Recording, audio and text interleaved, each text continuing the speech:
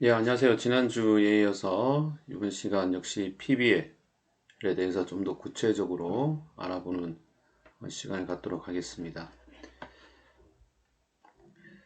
자, 이 PBL에 대한 내용은, 우리가 IP라는 이런 수업의 가장 핵심이 되는 학습법입니다. 따라서, 이 PBL에 대해서는 다음 주까지 좀 더 구체적으로 공부를 좀 하도록 하겠습니다. 그래서 PBL이 이 IP 수업의 기초가 되는 학습법이고, 이러한 학습법을 통해서 현재 우리가 지금 하고 있는 이러한 강의식 수업과의 차이점, 또 앞으로 이러한 PBL 수업을 확대해 나가야 된다는 그런 의미 부여 등을 좀 더 여러분께서 확실히 아시면 좋겠다는 생각이 듭니다. 자, 그럼 PBL 지난 시간에 우리가 좀 역사, 또 필요성, 또 기존의 수업 방식과의 차이점 이런 것들을 좀 봤었죠. 그래서 이번 시간에는 좀 더 PBL에 대한 핵심 내용들을 구체적으로 보는 시간을 갖도록 하겠습니다.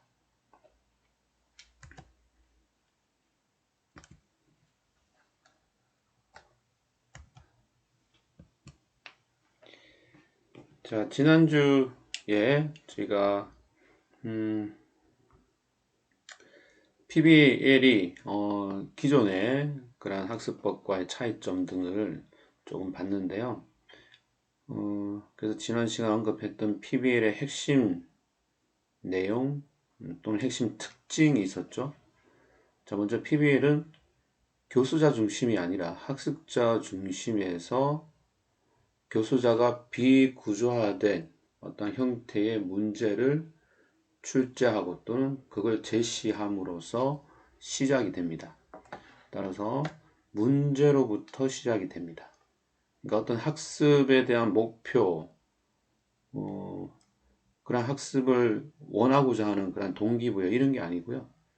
이 어떤 상황에 대한 문제로부터 시작을 해서 이러한 문제를 푸는 주체가 바로 학습자, 즉 학습자 중심의 환경이고 혼자서 하는 게 아니죠. 여러분들이 모여서 팀워크 중심의 학습, 그리고 이 팀워크 중심은 바로 여러분 스스로 주도적으로 하는 학습이 되겠습니다. 자, 그리고 이 교수자의 역할은 뭐냐? 그러면 교수자는 이러한 팀 활동 중심의 학습을 촉진해주는 촉진자로서의 역할을 하게 된다. 라고 지난 시간에 얘기를 했었고요. 따라서 문제에서 시작해서 이 문제를 풀어나가는 여러분들, 즉 학습자 중심의 팀 활동이 PBL의 핵심 특징이다 라고 보시면 되겠습니다. 자, 이러한 내용들을 이렇게도 정리를 해볼 수가 있는데요. 자, PBL은 실제성을 가진다. 그리고 맥락성을 가지고 비구조화된 특징을 가집니다. 자, 여기서 실제성이란 말은 현실 세계에서 존재하는 문제를 다루면서 체험적으로 학습하는 것을 강조하는 것을 실제성이라고 할 수 있어요. 즉, 여러분이 궁극적인 목적은 뭐죠? 전문가가 되어서 사회의 일원으로서 역할을 하는 게 궁극적인 목적이다. 그렇다면 사회에 나가서 그런 전문가로서의 이 생활을 할 때, 전문가로서의 활동을 할 때 부딪힐 수 있는 실제적인 문제들을 해결해 나가는 것들을 학습으로 간접적인 체험을 하는 거죠. 그걸 실제성이라고 얘기할 수가 있습니다. 자, 또 하나는 맥락인데요. PBL에서의 활동, 구체적인 상황을 배경으로 한다는 특징을 맥락이라 합니다. 자, 하나의 맥락이 존재합니다. 절차가 존재한다는 거죠. 문제를 내고 그럼 그 문제를 해결하기 위해서 팀이 꾸려지고 팀들 간에 서로의 정보 공유를 하고 이 정보 공유는 팀 내 또는 팀 간 그리고 마침내 그런 문제를 해결해 나갈 수 있는 방법과 그리고 나름대로 어떤 그 해결 제시책을 제시하는 그런 절차적으로 이루어진다. 그게 맥락이 있다. 는 거고요. 이 맥락에는 금방 얘기했던 그런 맥락, 절차도 있고 또 하나는 구체적인 상황 역시 맥락이라는 뜻을 갖고 있습니다. 구체적인 상황이란 건 어떤 문제를 낼 때 아주 디테일한 문제들을 제시를 한다. 이것도 맥락이라는 의미를 갖고 있어요. 그래서 여기서 맥락이란 말은 하나의 절차를 따른다. 그리고 절차에서 시작점인 문제는 또 구체적인 상황으로 이렇게 제시를 한다. 그래서 맥락이라는 뜻은 한 두 개 정도의 뜻을 갖고 있다라고 보시면 되겠습니다. 비구조화. 자, 비구조화란 말은 문제를 해결하기 위한 접근 방법과 해결책이 다양할 수 있다는 것이에요. 즉, 정답은 없다. 이 하나만 정답이다. 이 하나만이 해결책이다. 라는 건 아니라는 거죠. 환경에 따라서, 경우에 따라서 해결책이 다양할 수 있다는 겁니다.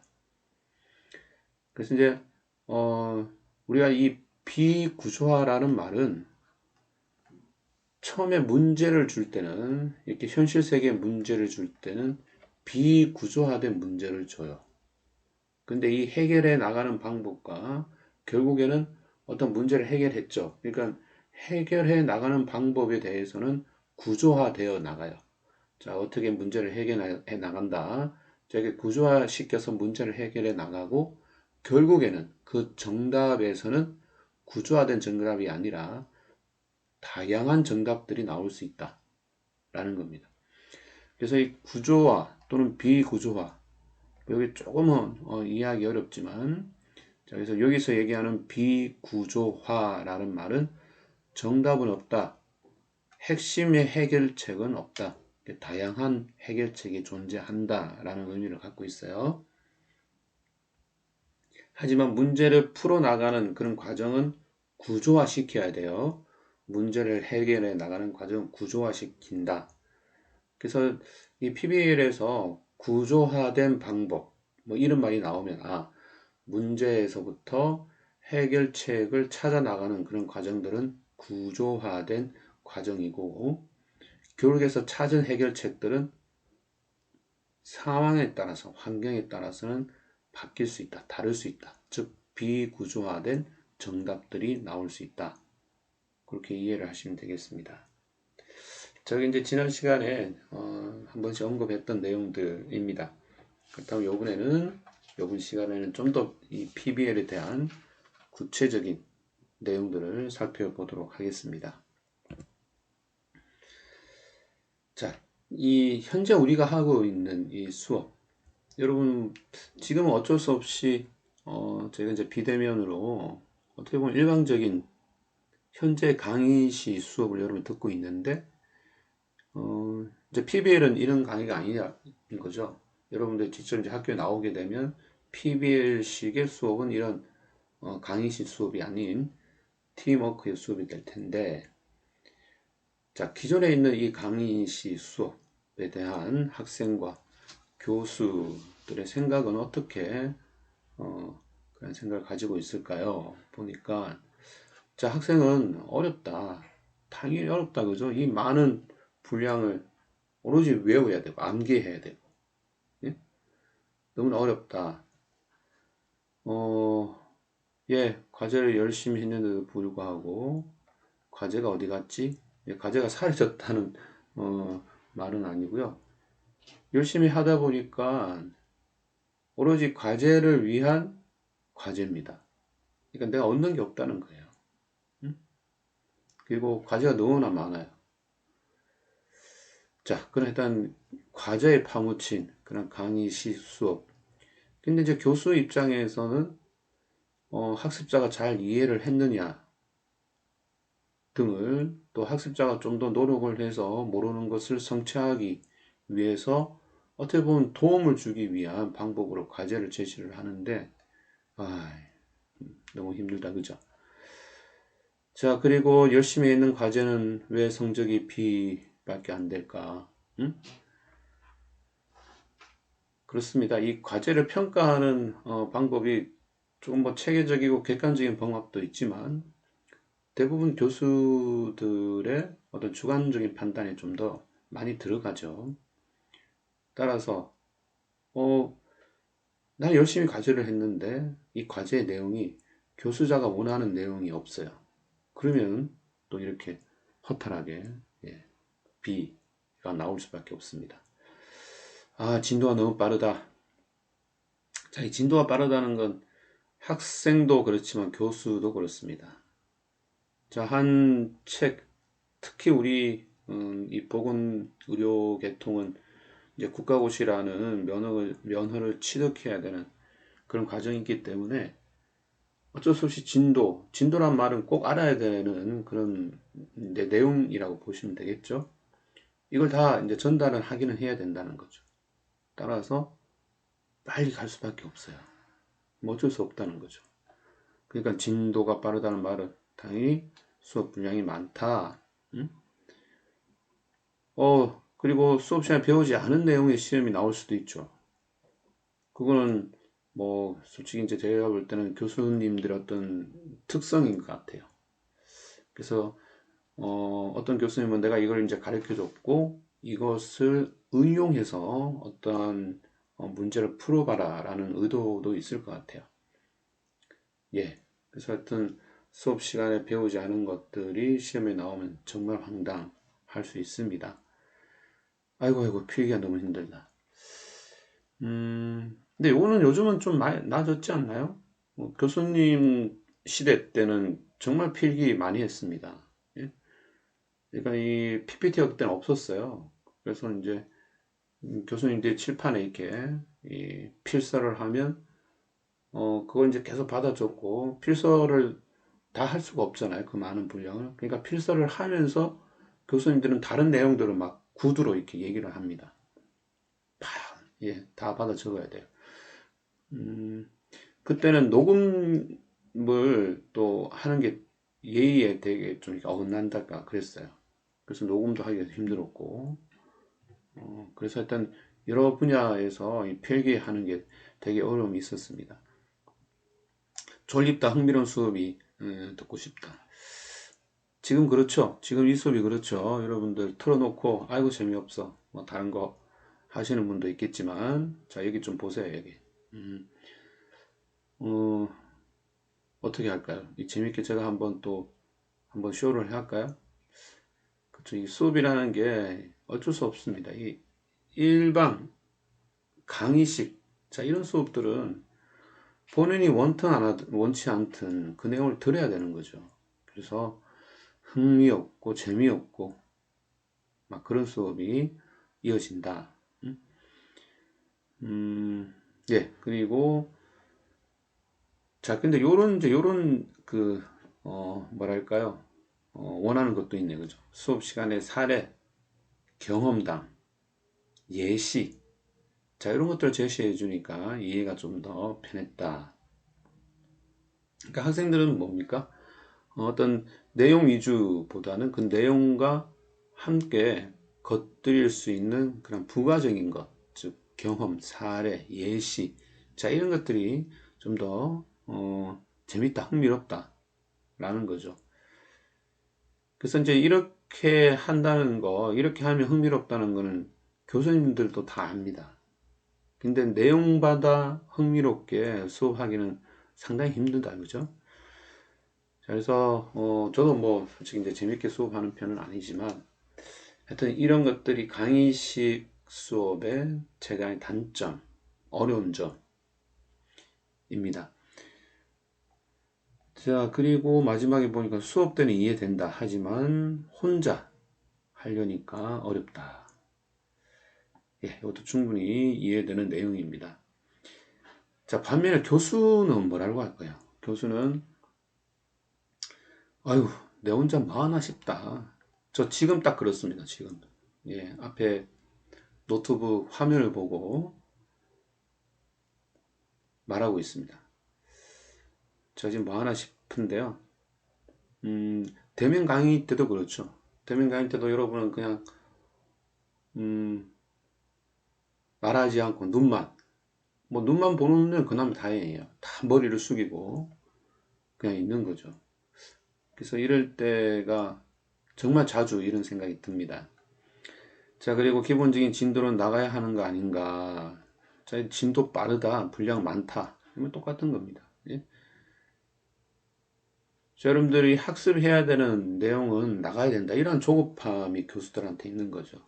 특히 이제 아까도 얘기했지만 국가고시가 있고 국가고시가 있기 때문에 예를 들어서 기말고사를 볼 때 그 내용이 좀 여러분한테 전달되어야 되기 때문에 기말고사에 맞추다 보니까 진도가 막 그렇게 나가는 겁니다. 예, 그래서 쉴 새 없이 떠들 수밖에 없고,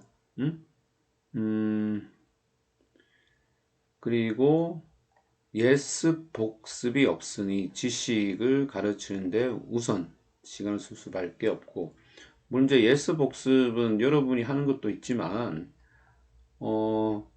교수자가 하는 것도 있으니까 저번 시간에 배웠던 걸 한번 이제 복습을 하고, 그 다음에 이제 주차 때 내용을 가리키고, 또 짧게나마 수업 말미에는 다음 시간에 할 것들을 내용을 미리 말해준다는 거. 그러면 얼마나 좋겠습니까? 이거 역시 이제 시간적인 제한을 받는다. 질문하면 아무 대답을 안 한다. 따라서 대답을 기다리는 시간보다 하나하나 더 가르쳐 주자. 예, 제가 썼지만 아주 잘 쓴 것 같아요. 하여튼 진도 나가기 바쁩니다. 네, 그리고 클래스별 수준을 어떻게 맞춰줘? 이 대학에서는 좀 불가능하죠. 예. 우리가 지금 A반, B반이 있어요. 이 RP 수업은 그냥 하나의 반인데, 우리가 이제 인원이 많다 보니까 A와 B반이 있죠. 성적을 내면 확실히 차이가 나요. 자, 그러면 그 반별로 수업이 달라져야 될까? 예, 그러면 난리가 날 겁니다. 왜 우리는 저반보다 뭐 예를 들어서 더 많은 더 많은 이 분량을 줍니까? 등등. 또 어떤 반은 왜 우리는 저걸 가르쳐 주지 않나요? 뭐 등. 그래서 이제 수준별 이런 그 수업은 이제 정해져 있는 특별 클래스 반을 이용해서 하는 수밖에 없고, 우리가 일반 1학 클래스는 수준별 수업은 하기가 힘듭니다. 자, 그래서 이러한 가이식 수업에 대한 학생, 교수의 생각은 제가 볼 때는 비슷해요. 예, 뭐 어쩔 수 없이 분량 많다, 지겹다, 힘들다. 예? 학생이나 교수나 이 비슷한 어떤 생각들이 있습니다. 제가 볼 때는 차이가 아닌 것 같아요. 예, 의견이다. 자, 그래서 이제 이러한 강의실 수업은 분량이 많은 이러한 수업의 이제 뭐 장점이라고 생각해서 지금까지 계속 해오고 있는데, 그렇다면 강의실 수업의 가장 큰 장점이라고 하는 게 이제 어떤 분량이고 그것을 기억하는데 도움을 줄 것이다 라고 했는데, 자, 그 다음 연구를 이렇게 좀 보니까, 자, 강의식 수업의 최대한 장점이 이제 기억을 잘하도록, 그냥 이만한 분량을 단시간 내에 기억하도록 하는 건데, 자, 학습 기억을 잘하는 방법을 연구를 해봤어요. 해보니까, 자, 읽기, 듣기, 보기와 듣기. 자, 보기와 듣기까지가 우리 강의식 수업이다. 그죠? 자, 그 다음이 말하기입니다. 본인이 듣고 본 걸 말하면 더 기억이 오래 가고, 그 다음 말하고 나서 행동까지, 즉 체험을 해보고 뭘 만드는 과정을 거치면 기억력이 더 오래 가더라. 자, 따라서 이 강의식 수업의 이때까지 어떤 장점이라고 한 것이 많은 분량들을 단기간에 기억하도록 했는 건데, 자, 그런 기억력이 오히려 학생들이 말하는 것, 또 학생들이 말하고 직접 행동하는 것보다 기억력이 낮더라 라는 거죠. 물론 이게 이제 모든 걸 다 뭐 설명할 수는 없습니다. 그 많은 분량을 학생들이 일일이 말하고 행동할 수는 없죠.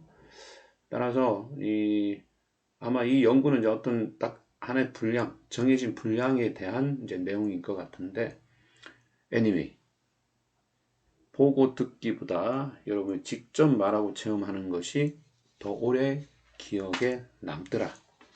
따라서 PBA 같은 수업이 이런 말하기와 행동 말하기가 중심이 되는 수업 방법이다 라는 그런 연구입니다. 자, 따라서 우리가 이 PBL의 이러한 이 장점들을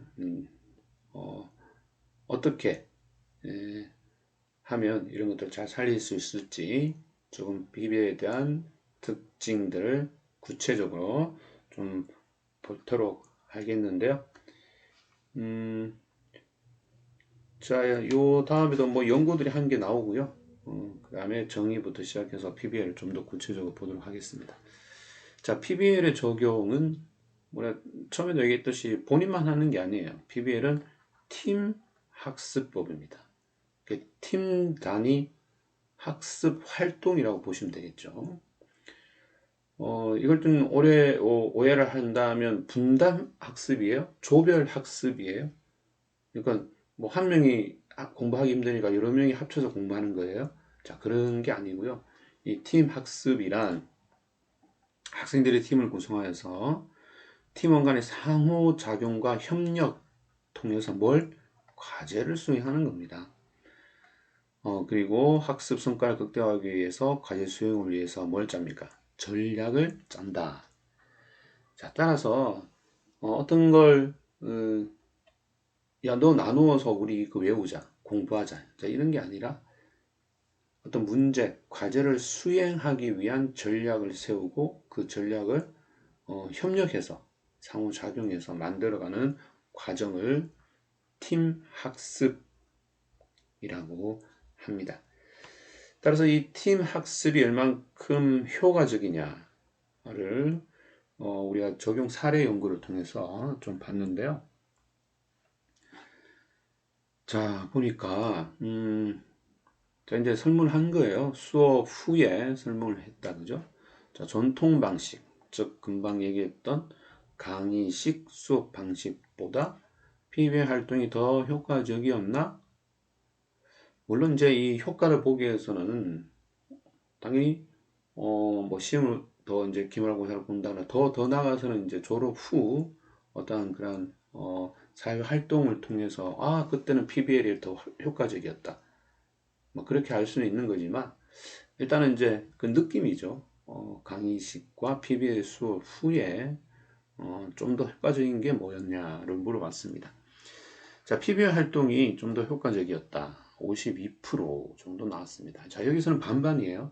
거의 반반이다. 그죠? 전 강의식 수업도 뭐 괜찮은 것 같았는데 PBL 수업 뭐 팀 활동하니까 너무 귀찮았어. 뭐 이런 사람도 있다는 거죠. 예. 하여튼 요거 좀 노에 수치가 나왔고, 자, 두 번째가 그렇다면 PBL 수업은 해당 분야 전문가로서 갖추어야 할 지식을 습득하는 데 도움이 되었는가? 저 이렇게 물어봤어요. 그러니까 긍정 대답이 좀 더 올라갔어요. 68%. 수업에 효과적이었냐? 이거는 뭐 모르겠다, 별로.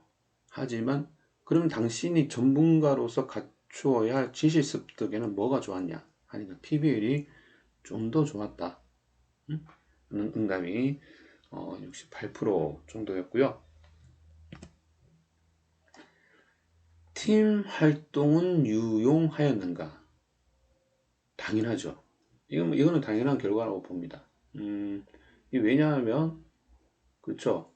이 PBL의 주 활동이 뭐예요? 팀 활동이죠. 그래서 팀 활동으로 문제를 해결하고, 문제를 해결해 나가는 과정을 전략을 세우고 문제를 해결하기 때문에 당연히 팀 활동을 이용할 수밖에 없습니다. 자, 이건 수치가 좀 잘못됐죠. 자, 이거 1입니다. 14%, 14%고 86% 나왔습니다.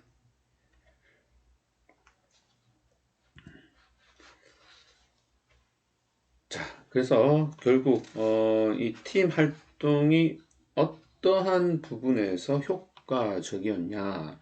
응? 자, 팀 활동이 효과적이었다 했어요. 그래서 어떤 부분에서 효과적이었냐 물어보니까 발표력 향상에 도움이 되었다. 자, 이 PBL 수업은 발표입니다. 말하기가 들어가야 돼요.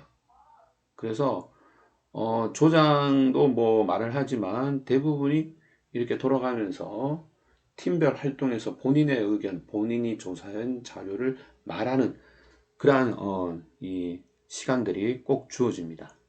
그래서 발표력이 향상이 되었다. 발표력 향상은 당연히 자신감의 어떤 도움으로 나올 수 있는 거죠. 그래서 자신감에 도움이 되었다. 자, 의사소통, 문제 해결 능력. 자, 이런 것도 그냥 같은 이 문항이죠. 자, 의사소통을 통해서 문제를 해결해 나갈 수 있는 능력을 더 키울 수 있습니다. 내 혼자 모르는 걸 끙끙이 하는 것보다 모르는 어떤 것들을 잘 표현해서 의사소통을 통해서 문제를 끄집어내고 그 문제를 또 다시 해결하는 방법들을 서로가 논의하고 의사소통함으로써 문제 해결 능력들은 더더욱 향상이 되더라. 야, 그리고 이러한 팀 활동에서는 자기 주도적으로 하더라. 자, 그래서 PBL 수업이 도움이 된 부분, 즉 팀 활동이 도움이 된 부분들은 PBL에서 강조하는 요소들이 다 들어가 있어요. 그 중에서도 특히 발표력, 문제 해결 능력, 자신감 이런 것들이 매우 긍정적으로 도움이 되었다라는 내용입니다. 자, 그럼 잠시 쉬었다가 2교시 하도록 하겠습니다.